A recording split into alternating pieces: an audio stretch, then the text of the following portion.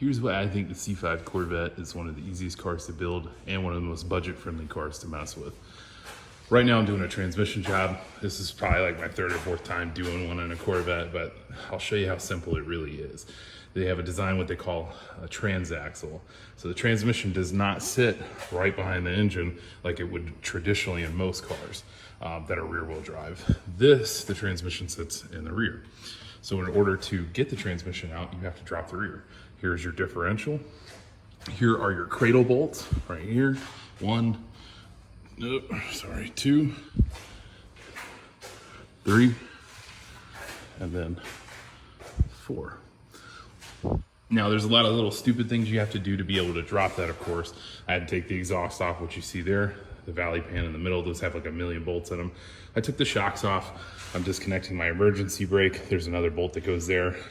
Once I loosen these A-arms here, up top, take those bolts out on both sides, the car will then pretty much be ready to go ahead and lower the rear cradle so I can get the transmission out. And the cool thing is you can drop these cradles and leave this transmission up if you have the right equipment, of course, like a trans jack. Now, if you ever want to go and do, this is your torque tube. If you ever want to go ahead and do your clutch, this will have to come out as well. And there's your pressure.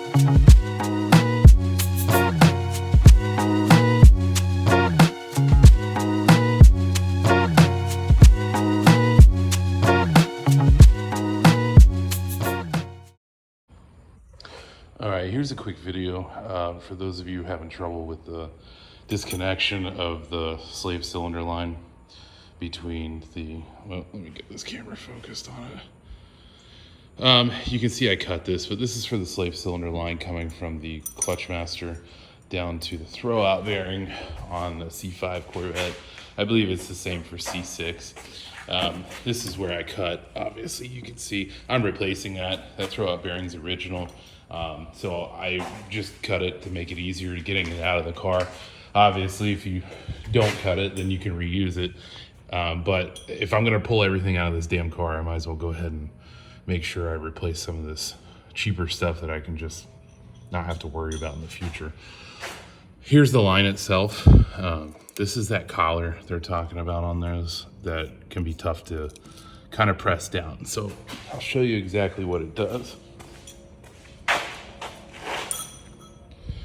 This piece here slides on here, just like that. And that collar seats down in there. Now you have to push this collar down in order for it to disconnect down inside of here.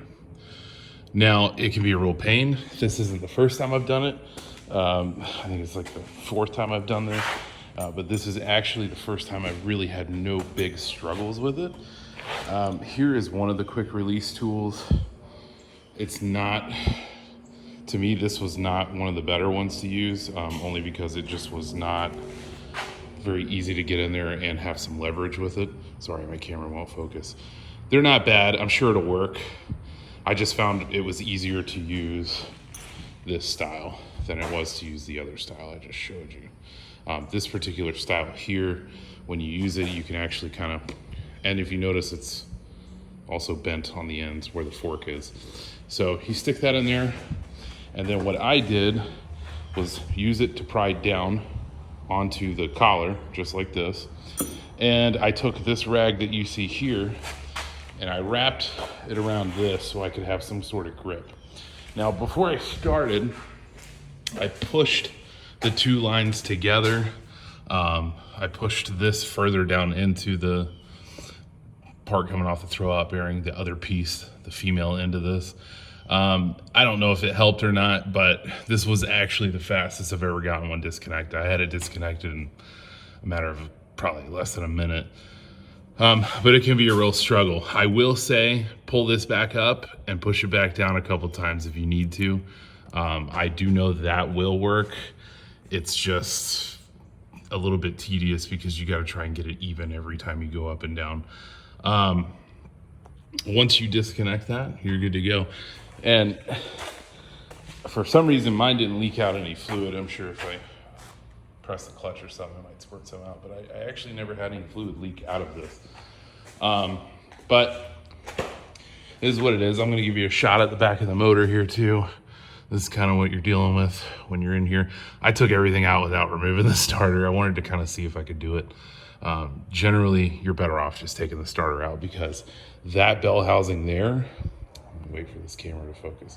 That bell housing there that you see is actually a bit of a pain to do while the starter is in there. I've done it both ways, starter removed, starter in there. This was easier. Actually, this was a little bit more complicated, I gotta say.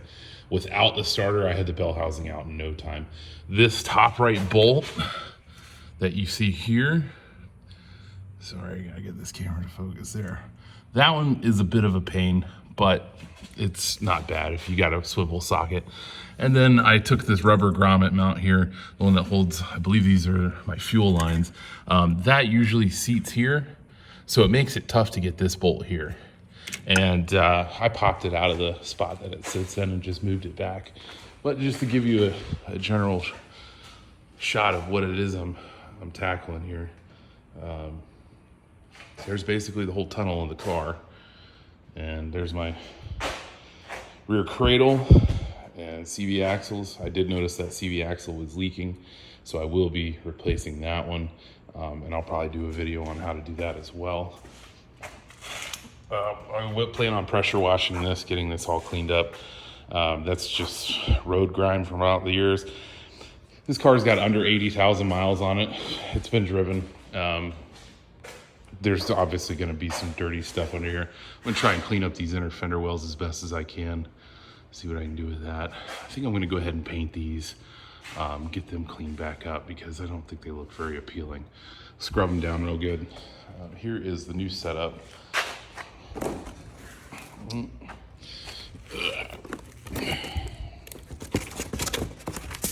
There's the new flywheel. Comes with the new little dowel pins. Here is the new clutch. And that is basically your replicated input shaft to put on your twin disc and be able to line it up. I will say you're better off using a real input shaft over those alignment tools. The alignment tool on my last car, my Z51 that I did, the alignment tool actually kept everything pretty close, but it was far enough off that I could not get this torque tube back in there very easily. I fought it. I spent 2 days. At that time, I didn't have a lift, so I was doing it on the ground. It was kind of a pain, but I did get it done, and that was a nightmare to get back in there because I did not have the disc set up properly. I ended up loosening all the pressure plate bolts and then realigning the discs. And that pretty much solved my problem. After that, that torque tube slid right in pretty easily. They do say it goes in like butter if you have it lined up right. I do agree with that. That is 100% true. This is where your shifter sits. And then there's your trans and your diff. And here's my replacement trans. Here's a spare trans I have. Here's a spare differential I have. And believe it or not, a spare 6.0 that I have. There's all the parts for the car itself. Those are some of the items that you're gonna have to remove to get in here to do this. But overall, it's been a pretty easy job. I can't complain. I really like working on these cars. They're easy to work on. This is your wiring harness, in case you were wondering. It runs to the rear of the car. That wiring harness is a little bit of a pain because it does get in your way. I have thought about, and I think I'm going to, figure out a way to secure this up into the tunnel instead of securing it in the hooks on the torque tube that you see here. Those hooks, hold it great. It's not an issue of holding it. I want this thing up and out of my way when I'm reinstalling everything. And truth be told, I don't know why they didn't just run it to the belly of the car like so. So I think I'm gonna come up with something to hold the harness up there and keep it from having to go in and out of the torque tube and it be in the way. And if I do that right, it'll keep the wiring harness where it splits right there. It'll keep that up above my bell housing while I'm trying to reinstall things. So anyway, a couple shots of the car. I'm gonna keep pressing on and getting some work done here. But yep, that's it. C5 Z06 disconnection of the slave cylinder from the throw out. I'm sorry, the clutch master from the throw out bearing. You know, it can be a pain in the ass. Just keep working at it. You'll get it eventually. The tool definitely makes a difference. People talk about the dual screwdriver trick. I tried that. Well, I didn't get very far with that at all. So I just found it to be more of a headache than it was useful. So my next step is probably going to be to degrease this, get this cleaned up. My rear main seal's not leaking, and my pilot bearing is in excellent shape. Generally, I have replaced them in the past when I did this. I'm not going to this time. This car has been so solid. I'm not worried about it. I'm just not going to go in there and replace the rear main. It's bone dry. I am going to clean everything up though, but we'll start on the degrease and move from there. Then I'm going to go ahead and start getting this disconnected. I'm going to get the trans disconnected from the torque tube. I'm going to get this all cleaned up. Probably do it the same day. I pressure wash the cradle and get things done over there. Another thing I wanted to point out, some of these studs broke for my exhaust. These are coming out. These are the factory manifolds. I don't want them. I'm getting rid of them. So I'm not going to actually worry about replacing them. The cool part about the exhaust is there is a spot on the torque tube where the exhaust bolts and holds itself right there. So it actually holds the exhaust pipes up onto the manifolds themselves.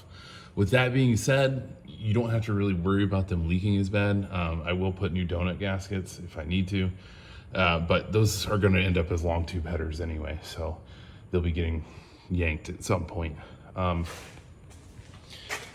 This will obviously need to be changed if I do that as well, but I'm going to keep these rear mufflers set up. They're Corsas. I think they're one of the best sounding exhausts. They truly do go with the Corvette. This car, I put Borlas on there. Borlas sound nice. I'm really kind of a Borla fan on the Mustang. I think the Borla sounds great on my Mach 1, but for my Corvette, I really do wish I'd have went with the Corsa. That was a better way to go. Here's the original flywheel. As you can see, it's got scorched, and you can see the scorch there, clutch. It did not need to be replaced, but like I said, if I'm gonna go in here and do all this work, I might as well go ahead and do that. That particular clutch only has, like I said, probably it's under 80,000 miles, so it could have lasted. I've never had an issue with it. The clutch worked great the whole time I've had the car. I've had the car probably about a little over a year now. The reason I'm even doing this job is because this particular trans lost 5th and 6th gear. I was driving to drop off my daughter. I deal with a little bit of a split custody thing with my ex, so I was taking the car to her. And while I was taking the car to her, there was a group of classic cars in front of us, 3 or 4 guys out cruising, doing their thing. The lead car was a C3 Corvette. The guy was out there doing in a 60 mile an hour zone, doing 35, 40. I get people want to get out and cruise, but if you do 35 or 40 for more than a couple miles and you're not speeding up to get out of the way, I'm going to get ready and pass you. So I passed him. And as I came around him, I lost 5th and 6th gear. I shifted into 5th after I passed him, and the car basically did not have 5th. It sounded like it had a neutral. So I went to 6th gear, same thing. I was a transmission guy for a lot of years. I didn't rebuild them. I worked doing sales, technical support. I know the ins and outs. I can't sit there and name every single part there is because transmissions are somewhat complex depending on which ones you're dealing with. But the main shaft in these transmissions do have a weak spot where the 5th and 6th gear is pressed to the main shaft. If it's pressed onto the main shaft, they can spin on the main shaft freely, and then you're getting no drive from your trans. It's basically adding like 2 neutrals to the 5th and 6th and replacing 5th and 6th. So I drove this car actually for a while with only 1st through 4th in reverse. The car works great. It drove great. It never made a noise. You put it in 5th gear, it would just rev. It's a factory flaw. It doesn't happen to many of them, but it can happen. Why it happened, I don't know. The screwed up part is I just sold this car. Just sold the car before it, and I'd put 373 gears with a new diff. Same clutch, believe it or not, the RXT twin disc, and did some other work to the Z51 before I sold it. And the shitty part about that is I sold it probably 2 weeks after I did all that work because I had such a good deal on the Z06. So I went this route. Should have kept some of those parts, but I mean, if I'd have known, I wasn't going to tear everything back apart. This car was in great shape. It was solid. It ran perfect. So I was like, I don't need a clutch. I don't even need to use the 373s. The transmissions and the differentials in these cars work great. From what I have read throughout the years, with the gearing of the trans mixed with the gearing of the rear, it's almost like you have a 410 gear with the way it is geared out. So I didn't really want to go up in gears. I would like to go to a 373 on these cars, only because I do think it would be an upgrade. However, a lot of people say that you end up having to shift very, very quickly. Sorry, I just ate. You do have to end up shifting very quickly coming out of first, second, which it is what it is. My 1LE Camaro was that way. I honestly didn't care for it, but I was okay to try it in the Z06 and see what happened. So I decided to go ahead and purchase a new transmission. That transmission there's only got 68,000 miles on it. I bought it out of a wrecked car. I'll post the picture in the video itself. The wrecked car was black. It was like a 02, I think. Pretty nice looking car. Unfortunately, it had gotten hit. If I'm not mistaken, it was hit in the front. But the transmission was tested good and I ended up with a warranty on it. Hopefully when I put it in, I have no issues. But at the same time, to drop the trans and yank it back out is not as big of a deal as going the rest of the way and doing a clutch job and all that other stuff. Because really you just drop the cradle, pull the trans, and that's about it.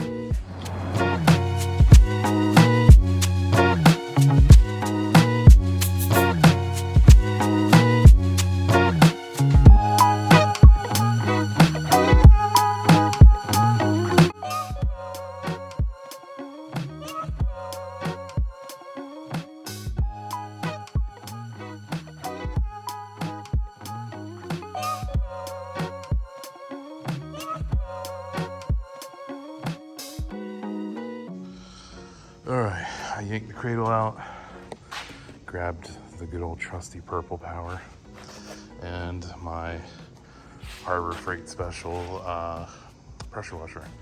So I'm gonna soak this down, get it cleaned, and we'll see what it comes out looking like.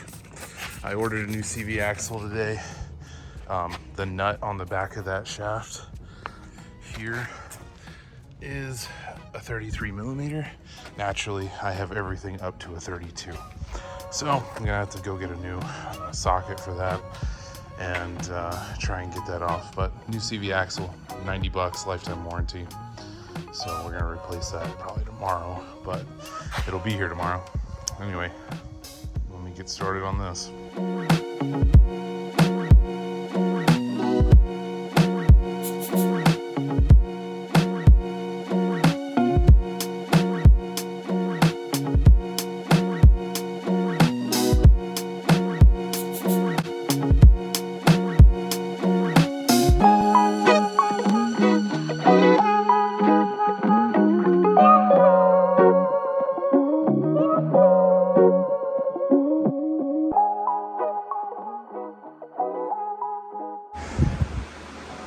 All right, here's the finished product. Pretty much cleaned up. Came out easy. I ended up using some brake clean on some of the thicker gunk that was on there just to get it to break up and get loose. And while I had everything out, I went ahead and did the differential. The differential was pretty disgusting. It was a bitch trying to get to the bottom of it. I just laid on the ground and sprayed it with some brake clean and then hit it with the pressure washer. I did as best as I could. I'll re-clean it once I get it back in the car. But I did go ahead and drain the fluid out of there.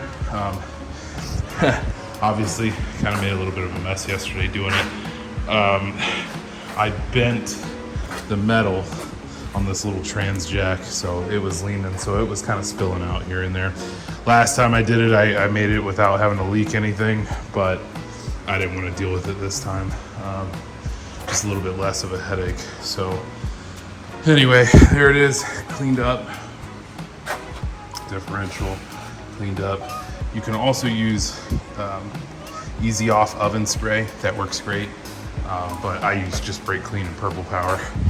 And that's about all I'm gonna get done today. Torque tube I didn't do anything with. I got a party I gotta go to, but anyway, for this day, that's all I'm gonna get done. But it is cleaned up, I definitely feel better. Tomorrow the new CV axle will be in. I will throw that in and start working on reassembly. A lot of people like to label their bolts and stuff. I'm kind of a nut job when it comes to that, so here's all my bolts and everything. Didn't label anything, just kind of go off of memory.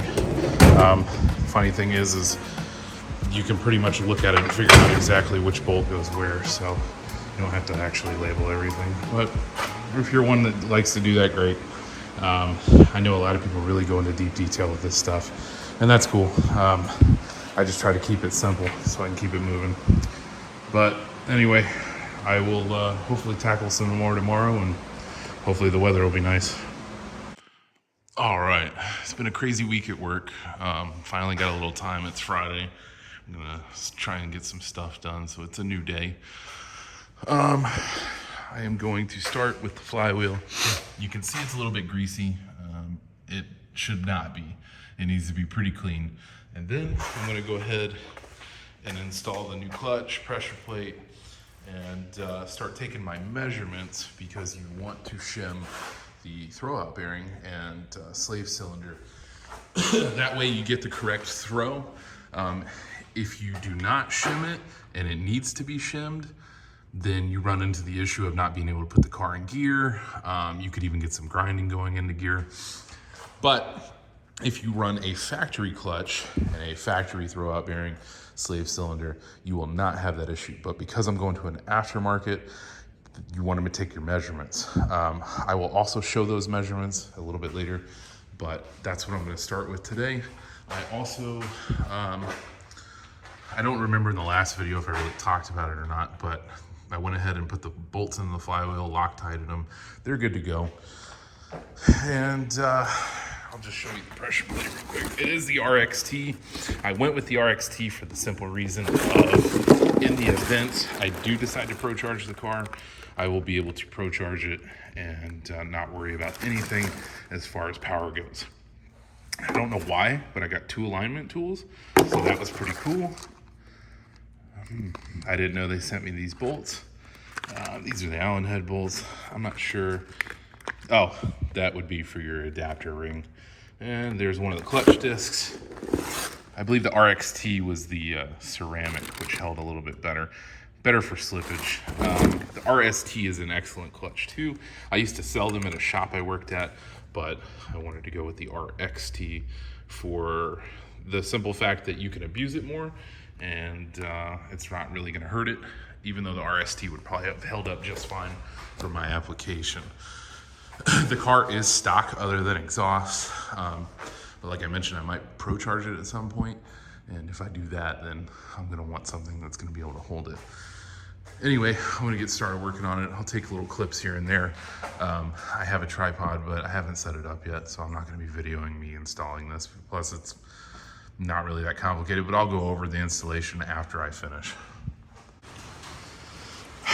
So, you can't really tell by the video, but it's raining.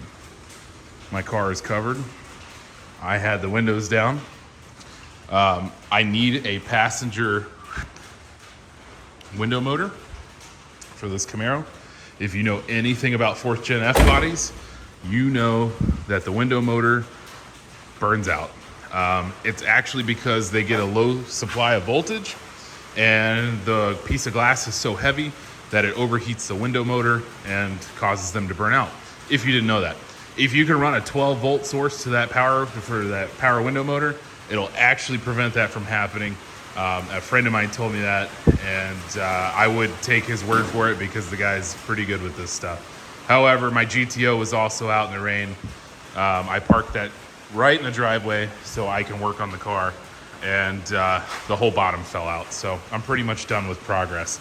Now, something I did run into just in the few minutes of work that I did get done, I installed the dowel pins on the flywheel. So you can see that dowel pin, there's one up there at the top too. I got the bottom clutch in. That dowel pin goes in through this adapter ring. Now, the weird thing is, when I did my Z51 car, I did not have to do the dowel pins. I don't remember ever doing dowel pins. So I installed the dowel pins. The dowel pins on the flywheel go 12 and 6 o'clock. So let's just pretend 12 o'clock here, 6 o'clock there. The flywheel, that's how the dowel pins sit. So when I put this adapter ring onto the flywheel dowel pins, it wouldn't line up because there's a hole here, but there's no hole there. And that hole would basically go to here, and there's no hole there. And that hole goes to there with no hole there. So I called Mcleod, I told them about it. They ended up telling me that there was an adapter ring instruction tech info on their website. And in the midst of the phone call, I was like, you know what? I'm just gonna flip this thing over. When you flip it over, you notice there's other holes in it. So if you look closely, there is a hole there.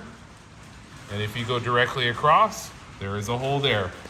So you got your 12 o'clock and 6 o'clock, or straight 180 degrees apart from each other.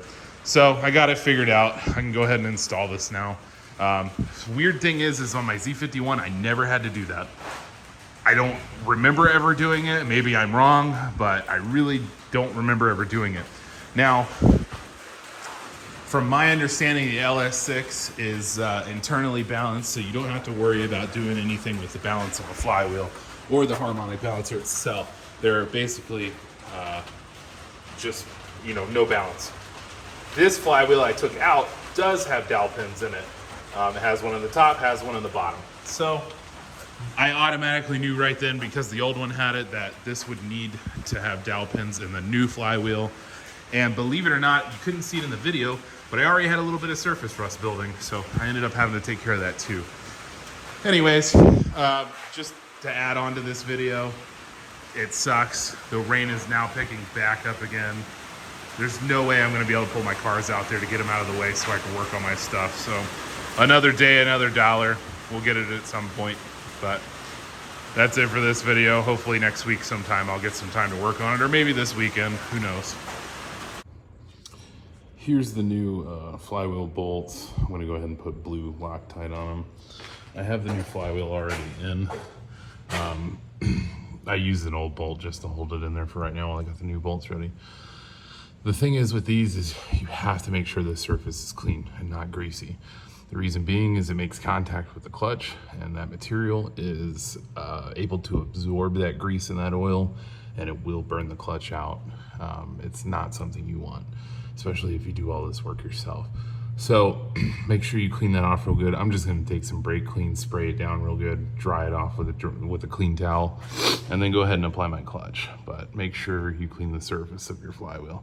And I'm a big advocate for flywheel safety. Being in the transmission business, I was in the performance transmission business for just some time, and if you know anything about that, you know that flywheels can come out and they can shoot through a car like a saw, take your leg off, take your head off, they can do all kinds of stuff. So why not go the extra mile and make sure I put some blue Loctite on there.